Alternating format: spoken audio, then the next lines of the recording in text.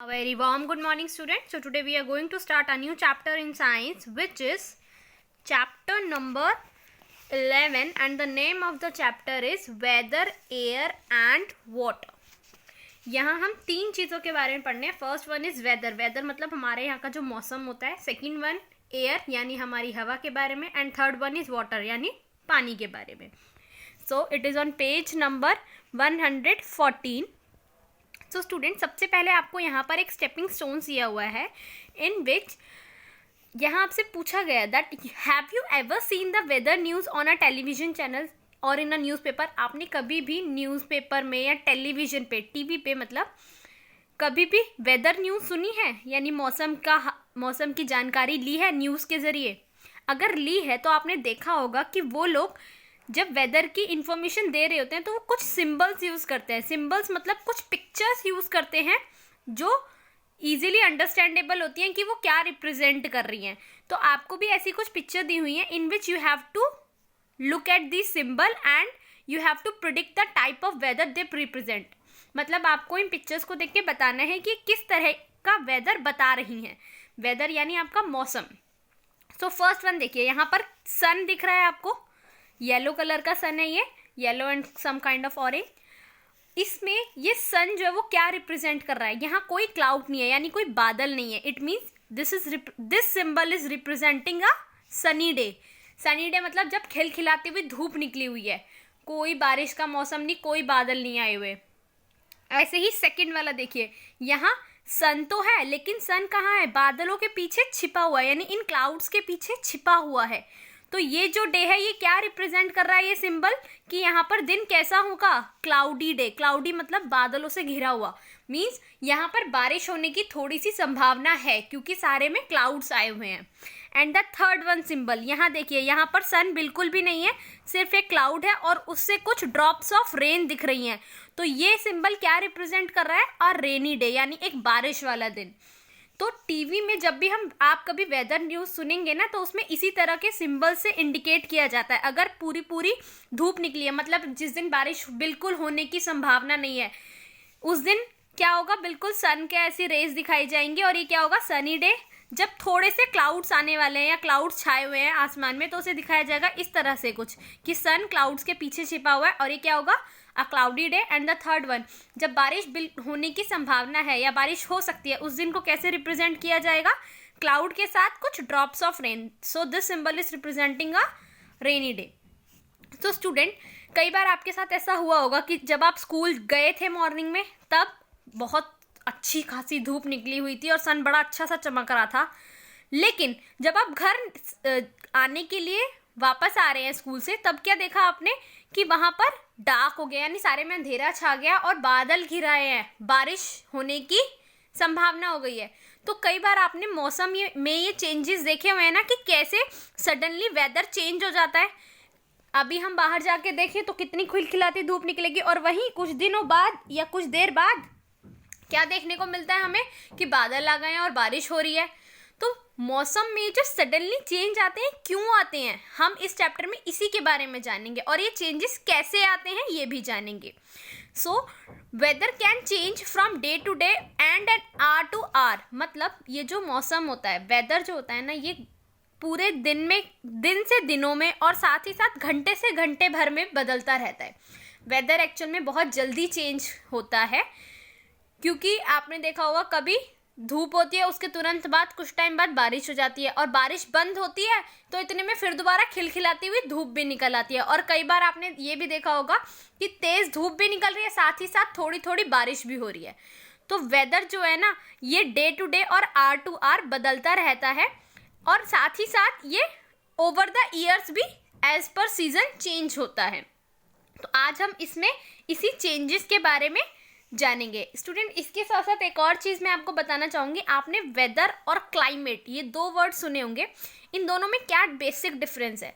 Climate क्या होता है? वो किसी भी एक प्लेस या रीजन की वो वेदर कंडीशन होती है जो पर्टिकुलरली लॉन्ग ड्यूरेशन के लिए चलती है. फॉर एग्जाम्पल, जैसे आपके डेजर्ट एरिया यानी रेगिस्तानी इलाके हैं, वहाँ का क्लाइमेट कैसा है? वहाँ का क्लाइमेट हॉट एंड ड्राई है, क्योंकि वहाँ पर ज़्यादातर धूप रहती है और गर्मी रहती है, क्योंकि वहाँ गर्म रेत पाई जाती है, इसलिए वहाँ का क्लाइमेट कैसा है, हॉट है। इसी के अपोजिट में जो माउंटेन रीजन्स हैं, आपके पहाड़ी इलाके हैं, वहाँ का क्लाइमेट कैसा रहता है, जनरली ठंडा, क्योंकि वो बर्फीले इलाके होते हैं, वहाँ पर स्नोफॉल भी देखने को मिलता है कई बार, और वो ज़्यादा हाई एल्टीट्यूड पे है, इसीलिए जितना आप हाई एल्टीट्यूड पे जाएंगे ना, टेम्परेचर उतना ज़्यादा आपको ठंडा मिलता है, कोल्ड मिलता है। तो ये जो है ना वेदर और क्लाइमेट में ये जो डिफरेंस है कि वेदर बहुत जल्दी जल्दी, यू कैन से कि टाइम टू टाइम और डे टू डे और an hour to hour change होता रहता है, लेकिन क्लाइमेट जो होता है वो एक पर्टिकुलर रीजन का, वो कुछ एक उसकी स्पेसिफिक कंडीशंस होती हैं जो वहाँ पर जनरली होती हैं। इसके बाद स्टूडेंट हम जानेंगे सन एंड वेदर के बारे में। Every season has its own weather, हर सीजन में अपना एक ओन वेदर होता है। जो वेदर कंडीशन है वो सबसे ज़्यादा किस पे डिपेंड करती है, टेम्परेचर पे। आपने भी देखा होगा जब भी वेदर फोरकास्टिंग की जाती है तो उसमें सबसे पहले क्या बताया जाता है, टेम्परेचर। गर्मियों के टाइम क्या होता है, टेम्परेचर ज़्यादा हाई जाता है, 32, 45 ऐसे हाई चला जाता है, इट मीन्स उतनी ज़्यादा गर्मी है। और ऐसे ही सर्दियों के टाइम पे कंपैरेटिवली टेम्परेचर लो जाता है, यानी डिक्रीज होता जाता है। So the sun cause the change in the weather condition. Basically जो वेदर कंडीशन में यानी मौसम में जितने भी बदलाव आते हैं उनका कारण होता है सन यानी सूरज। Temperature of earth depend upon its position with respect to the sun. और हमारी अर्थ का जो टेम्परेचर है वो सबसे ज़्यादा इस सिचुएशन पे या इस चीज़ पे डिपेंड करता है कि हमारी अर्थ की सन के साथ कैसी पोजीशन है। मतलब एज यू नो स्टूडेंट, हम जो सोचते हैं ना कि सूरज सुबह निकला शाम को छिप गया, ऐसा नहीं होता। सन अपनी पोजीशन चेंज नहीं करता। एक्चुअल में ये अर्थ जो है ये सन के चारों तरफ रिवॉल्व करती है। रिवॉल्व मतलब घूमती है। तो वो जब वो घूमती है ना, और वो इतना स्लाइटली डिफरेंस होता है कि हम लोग उस डिफरेंस को नोटिस नहीं कर पाते। इसी की वजह से रिवॉल्यूशन ऑफ अर्थ जो होता है ना, उसी की वजह से आपके मौसम में बदलाव आते हैं, यानी सर्दी, गर्मी, बरसात, ये मौसम इसीलिए चेंज होते हैं क्योंकि सर के चारों तरफ पृथ्वी रिवॉल्व कर रही है, यानी चक्कर लगा रही है। ऐसे ही रिवॉल्यूशन के साथ साथ अर्थ एक और पोजीशन चेंज करती है अपनी। कैसे? वो करती है रोटेशन। रोटेशन मतलब अपने ही एक्सिस पे खड़े होकर वो ऐसे चारों तरफ घूमती है, जिसकी वजह से changes of day and night होता है, यानी दिन और रात में बदलाव होते हैं। तो स्टूडेंट, जब भी पोजीशन चेंज होती है अर्थ की, उसी की वजह से हमारे ये वेदर और सीजन चेंज होते हैं।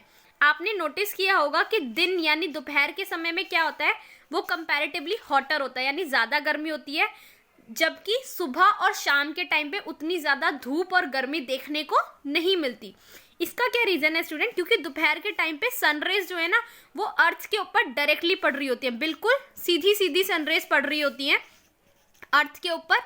इसीलिए जो हमारा नून टाइम है यानी दोपहर का टाइम है वो गर्म होता है, क्योंकि इससे हीट जो होती है वो इंक्रीज होती जाती है।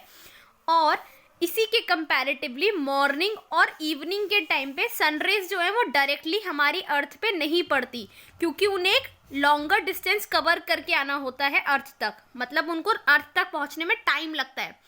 इसीलिए जो सनरेज होती है ना वो स्लांटिंग डायरेक्शन में पड़ती है। स्लांटिंग मतलब थोड़ी सी टेढ़ी पड़ती हैं। इसीलिए सुबह के टाइम और शाम के टाइम पे धूप और गर्मी कम होती है, इसीलिए it become less hot in the morning and evening. इसके साथ स्टूडेंट जो हमारी अर्थ है that is tilted at an angle to its axis. आपने देखा होगा कभी भी अर्थ को आप पिक्चराइज करेंगे देखेंगे या आप ग्लोब देखेंगे। ग्लोब क्या होता है स्टूडेंट? मिनिएचर ऑफ अर्थ होता है, यानी अर्थ की एक मिनी यू कैन से एक छोटा सा उसका मॉडल है, छोटा मॉडल है जिसमें आप अर्थ को देख सकते हैं। तो अगर आप ग्लोब को देखेंगे स्टूडेंट्स तो उस ग्लोब में भी क्या है दिखाया गया है कि हमारी अर्थ थोड़ी सी टिल्टेड मतलब तिरछी है अपने एक्सिस पे।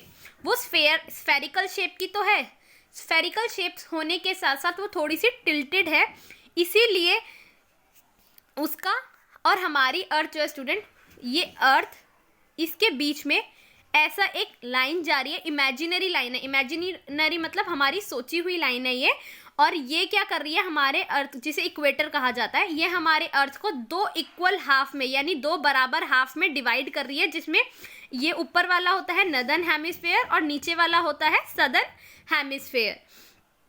तो सन जो है वो जितना ज़्यादा क्लोज होता है ना जिस भी हेमिस्फीयर के, वहाँ उतनी ज़्यादा हॉटनेस होती है और वहाँ पर समर सीजन होता है। तो the part of the earth that is closer and in front of the sun, earth का वो पार्ट जो सन के ज़्यादा पास में और उसके बिल्कुल सामने पड़ रहा है ना, वहाँ पर समर सीजन होता है। और उसी के कंपैरेटिवली जो पार्ट अर्थ के पीछे बैक साइड पे है, सन के बैक साइड पे पड़ रहा है और जहाँ पर सनरेज ज़्यादा नहीं पड़ पा रही है, वहाँ क्या होता है, कंपैरेटिवली विंटर सीजन और कोल्डनेस होती है। समर के टाइम पे दिन क्या होते हैं, हमारे लंबे होते हैं। ये आपने नोटिस भी किया होगा, समर के टाइम पे क्योंकि धूप ज़्यादा देर तक रहती है इसीलिए दिन हमारे लंबे चलते हैं और रातें छोटी होती हैं। और उसी के कंपैरेटिवली, उसी के अपोजिट, अब जो आप सर्दी में देख रहे होंगे सूरज जल्दी आकर जल्दी चला जाता है, यानी दिन जल्दी छिप जाता है। तो ऐसे में दिन छोटे और रातें लंबी होती हैं विंटर टाइम में। सन की जो हीट है इसकी वजह से विंड भी ब्लो करती है, यानी हवा भी बहती है एक प्लेस से दूसरी प्लेस पे, एक जगह से दूसरी जगह। The wind that blow from cold region to warm region on the earth, और ये विंड जो है ना ये कोल्ड रीजन यानी ठंडे रीजन से गर्म रीजन्स की तरफ बहती है। हमारे सरफेस के नियर जो भी एयर प्रेजेंट है, जो भी हवा प्रेजेंट है, वो सन की वजह से हीट अप हो जाती है यानी गर्म हो जाती है। और स्टूडेंट जितनी ज़्यादा वार्म एयर होती है ना वो उतनी ही ज़्यादा लाइट वेट हो जाती है। लाइट वेट मतलब उसका वजन जो है ना वो हल्का हो जाता है और वो ऊपर उठ जाती है। ये this warm air rises up, ऊपर की तरफ उठ जाती है। और जब ऑब्वियसली चीज़ें वार्म एयर ऊपर उठ गई तो नीचे के प्लेस पे क्या होता है, जो कूल एयर यानी जो ठंडी हवा होती है ना वो कोल्डर रीजन से जो आ रही है, ठंडे रीजन से, जैसे माउंटेन एरिया से जो ठंडी हवा आ रही है वो आकर नीचे उस वार्म एयर की प्लेस ले लेती है। यानी नीचे होती है ठंडी हवा और ऊपर होती है गर्म हवा, वार्म एयर होती है। The sun rays falling on the surface of water increase the rate of evaporation, और जितनी ज़्यादा सनरेज यानी सूरज की रोशनी या सूरज की किरणें पानी पर पड़ती हैं ना उतना ही ज़्यादा रेट ऑफ इवेपोरेशन होता है। स्टूडेंट, इवेपोरेशन क्या होता है, जब पानी भाप बन के उड़ जाता है और क्लाउड्स की फॉर्म ले लेता है, मतलब छोटे छोटे वाटर वेपर्स कलेक्ट होकर क्लाउड्स यानी बादल बनाते हैं और वही बादल फिर फटकर उसमें से क्या होती है, बारिश होती है। तो इसी प्रोसेस को जब वाटर भाप बन के उड़ता है ना, और वो भाप कैसे बनेगा, सन की हीट पड़ने की वजह से, इसी को इवेपोरेशन कहते हैं। तो इसी की वजह से जितना ज़्यादा सनरेज पड़ेंगी, मतलब जितनी ज़्यादा हीट सन की पानी के ऊपर पड़ेगी उतना ज़्यादा पानी भाप बन के उड़ेगा, उतना ज़्यादा इवेपोरेशन होगा और इसी उतने ही ज़्यादा क्या होते हैं, फॉर्मेशन ऑफ क्लाउड्स होते हैं, यानी ज़्यादा से ज़्यादा बादल बनते हैं। That is why some days are cloudy and others are sunny, इसलिए ज़्यादा कई बार कुछ दिन क्लाउडी यानी बादल से घिरे हुए होते हैं और कुछ दिन सनी यानी बिल्कुल धूप निकले हुए होते हैं। अब इसके बाद स्टूडेंट्स हम जानेंगे एयर के बारे में। As you all know air is all around us, हमारे चारों तरफ एयर ही एयर प्रेजेंट है। एयर क्या है स्टूडेंट, ये मिक्सचर है कुछ गैसेस का, कुछ गैसेस इसमें मिक्स है। अब कौन कौन सी गैसेस है इसमें, सबसे main nitrogen, oxygen, carbon dioxide and water vapour. देखिए नाइट्रोजन जो है वो 78% यानी सबसे ज़्यादा अमाउंट में मौजूद है। ऑक्सीजन जो है वो 21% है और उसके अलावा जो बाकी की गैसेज है वो सिर्फ 1% यानी 1% है। तो ज़्यादा अमाउंट में नाइट्रोजन है, फिर ऑक्सीजन है, देन अदर गैसेज हैं। अब आपको इसमें बताना है, और इसके साथ साथ हमारी जो एयर है इसमें बहुत सारी डस्ट, स्मोक और जम्स, आपको ही पता है डस्ट पार्टिकल्स हैं, बहुत सारी धूल मिट्टी, साथ ही साथ स्मोक यानी धुआं जो अलग अलग व्हीकल्स और फैक्ट्रीज से निकल रहा है, और बहुत सारे जम्स जो हमारे इस एनवायरनमेंट में मौजूद हैं, वो सभी इस एयर में यानी हवा में प्रेजेंट हैं। अब यहाँ पर आपको बताना है स्टूडेंट उस गैस का नाम that we need to breathe in, सांस